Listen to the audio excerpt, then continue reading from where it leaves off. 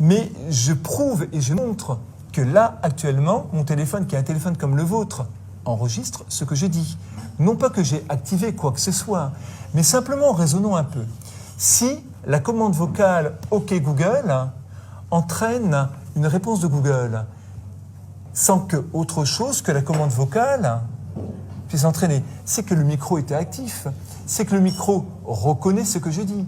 Donc vous avez dans vos téléphones, à tout moment, pas quand il est en veille, mais quand il est activé, je suis en train de le réactiver, vous avez un micro qui fonctionne en permanence.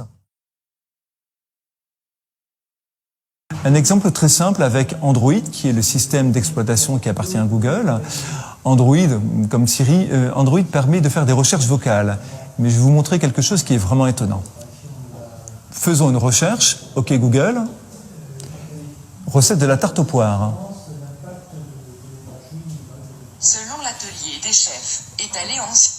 Donc on s'aperçoit qu'il y a une reconnaissance parfaite de la voix et j'ai les résultats de mes réponses. Par contre, il y a quelque chose qui est vraiment intriguant. Je vais aller sur My Activity Google, qui est la page offerte par Google, qui vous présente l'ensemble de votre activité sur Google. J'actualise la page, on va pouvoir réécouter la requête vocale. Et écoutez bien. Faisons une recherche. OK Google. Recette de la tarte aux poires. Pour le plaisir, on va le réécouter. Faisons une recherche. OK Google. Recette de la tarte aux poires. Qu'est-ce qui s'est passé? Google a tout simplement enregistré les quelques secondes qui précédaient OK Google. Ça veut dire quoi? Ça veut dire que le micro fonctionne en permanence et qu'il vous donne simplement accès au bout de vocalisation de votre recherche. Je ne sais pas si vous le saviez, mais il est clair que vous avez ici un outil qui potentiellement peut enregistrer absolument tout ce que vous dites. Alors, on peut s'en effrayer, on peut s'en réjouir. J'ai envie de dire que c'est une position personnelle.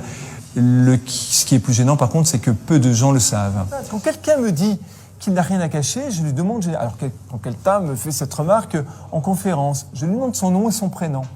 Et comme généralement, j'ai une présentation PowerPoint et que je déroule, j'ai un accès à Internet, je lui demande son nom et son prénom, et je commence avec mes techniques avancées de recherche à trouver des choses sur lui. Et rapidement, il me dit « Non, mais c'est bon, vous pouvez arrêter là. » D'accord? Il ne faut pas confondre « j'ai rien à cacher » avec « j'ai tout à montrer », ce qui est totalement différent.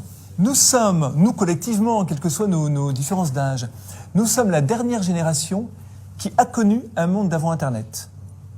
Nos enfants ne connaîtront que le monde Internet, vivront et nageront et pourront se mouvoir dans un monde qui est totalement numérisé.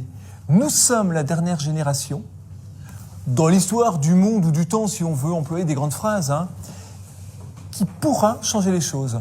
Donc on a une responsabilité fondamentale. Un enfant qui naît aujourd'hui grandira sans aucune notion de vie privée. Il ne saura jamais ce que signifie avoir un moment à soi, avoir des pensées qui n'ont été ni enregistrées ni analysées.